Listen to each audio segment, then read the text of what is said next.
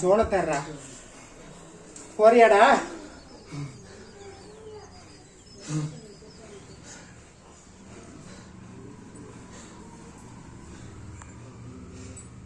போறியாடா? போறியா போகலையா? போறியா போறியா போறியா? போய் என் பாதத்துல நீ சரண்டர் ஆகணும்டா. எடுத்துக்கொற முடிய எடுத்துக்கொற.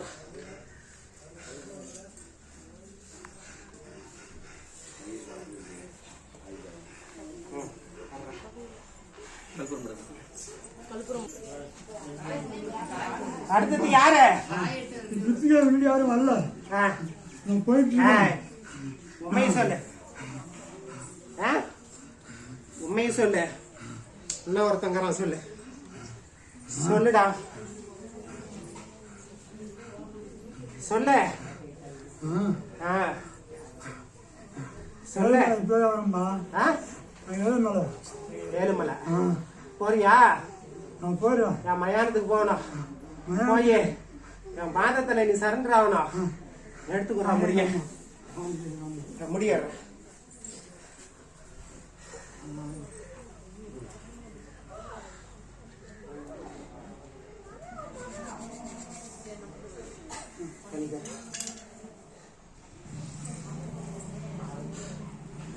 கனியா கழிச்சு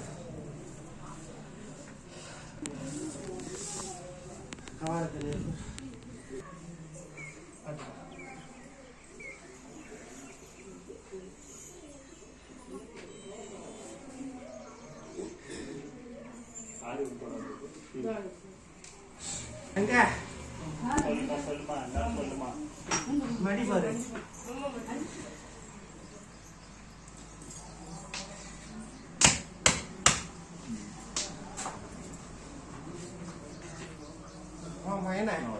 நல்லா பண்ணி கொடுத்துக்கிறேன். வீட்டுல என்ன வச்சுக்கிறேன்னு தெரியுமாடி?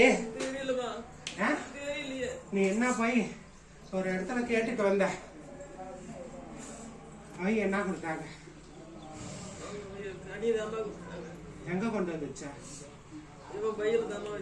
அதுக்கப்புறம் உன் வீட்டுல நீ குடியிருக்கிற வீட்டுல ஒரு காய்த்து இருக்குதாமா?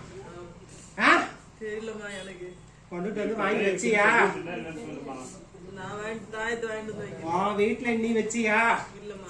உன் வீட்டுக்கு நீ எதுவுமே இல்ல, சுத்தமா தான் இருக்கு.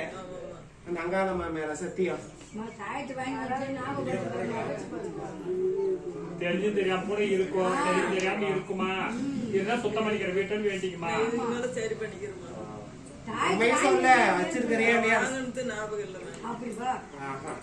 சொல்லு. இல்லையா? யாருக்கிட்டையும் நீ வாங்கவே இல்லையா?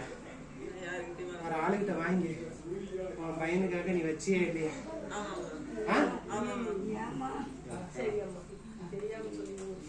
இல்லையே.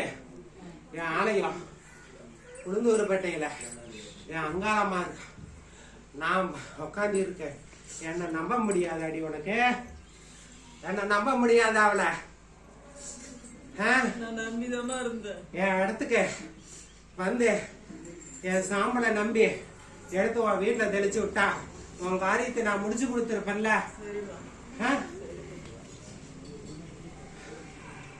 உன் பிரச்சனைய முடிச்சு கொடுக்கறேன். ஆனா இவனுக்கு உள்ள மறந்துக்குது. வயத்துல இருக்கிற மறந்து எடுக்கணும். மறந்து எடுத்துட்டேன். எனக்கு 101 விளக்கு என் ஆலயத்துல எங்க போடணும்? என் உளுந்தூர்பேட்டையில என் மயானத்துல போட்டு என் அங்காளம்மாட்ட கும்பிட்டு நான் வேஷம் கட்டி வரேன்னு சொல்லி அவன் காலடியில கும்பிட சொல்லு. அவனை வேஷம் கட்டி வர சொல்லு. அவன் குடும்பத்தை அவகிட்ட இருக்கிற ஆளை ஒதுக்கி கொடுத்து அவங்களுக்குள்ள பிரச்சனையை வந்து முடிச்சு கொடுத்து இவங்கிட்ட நான் சேர்த்தி கொடுக்கறேன். இது சத்தியம். அவன் குடும்பத்தை நல்ல மாதிரியா வச்சிருக்கிறேன். எனக்கு வெள்ளிக்கிழமை அம்மா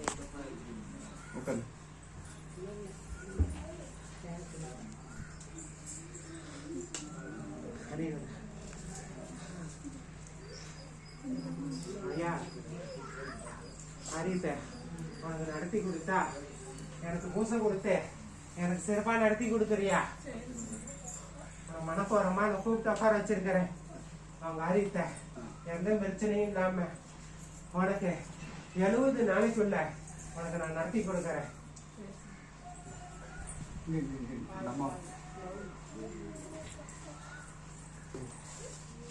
என்ன வேணும்? ஹனி, என் வீட்டுக்கு முன்னாடி கேட்டேன். உனக்கு 70 நாளையில நடத்தி கொடுக்கறேன். இது சாட்டி உனக்கு தொழில் அமைச்சு கொடுத்து நீ போற காரியத்தை நடத்தி கொடுத்து உனக்கு என்ன நான் நடத்தி கொடுக்கறது. ஐயா, அயனார் பந்தயத்துக்கு எனக்கு ஐயா எனக்கு வாக்கு வருமா வராதா அப்படின்னு சொல்லி நீ ஒதுக்கி நிக்கிற. நீ ஒதுக்கி நிக்க வேணாம் ஐயா. நீ ஆலயத்துல என் வீடு வாசல் சுத்தமா இருந்தாலும் என்னை மனப்போறமா நீ கும்பிட்டு வர.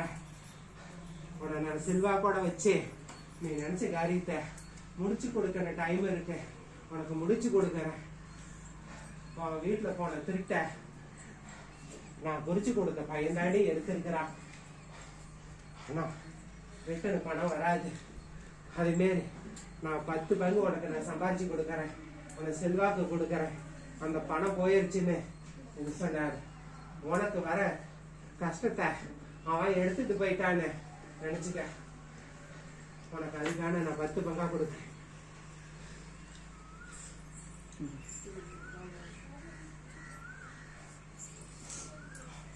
இனி பந்தயம் அல்லு ஓட்டல அயனார பந்தயத்துக்கு ரெண்டு தேவமா கூடி கேஸ் பிரச்சனை, கோர்ட்டு பிரச்சனை நடக்குது.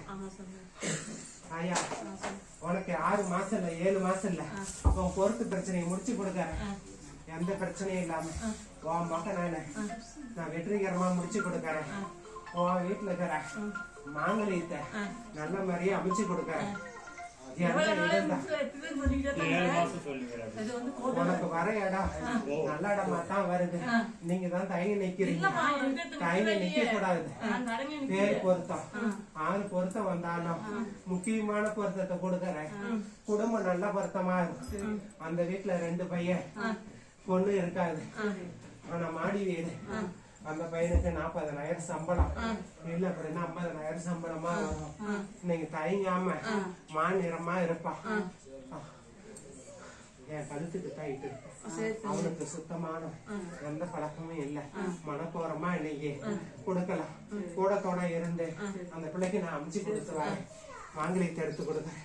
உன் தொழிலையும் உங்க அம்மனையும் நடத்தி கொடுக்குறேன். வெற்றிகரமா போயிட்டு 3 மாசத்துல உங்க வீட்டுல கெட்டி மேடம் நடக்கும்.